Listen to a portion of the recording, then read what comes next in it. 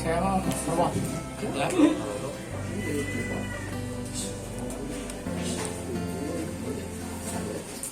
Tahun 2020, Polres Cianjur tanggal 11 Desember 2020 telah mengamankan diduga pelaku pencabulan terhadap anak di bawah umur.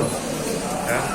Di sini pelaku melakukan tindak pidana tersebut terhadap 9 orang anak masih di bawah umur, ya, mulai dari paling kecil umur 9 tahun sampai dengan umur 12 tahun.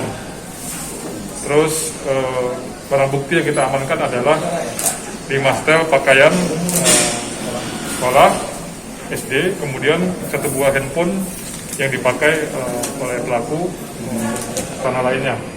Untuk waktu kejadian terjadi pada tahun 2018 sampai dengan tahun 2019 di Rutan Cianjur. Untuk tersangka inisial DD, umur 44 tahun.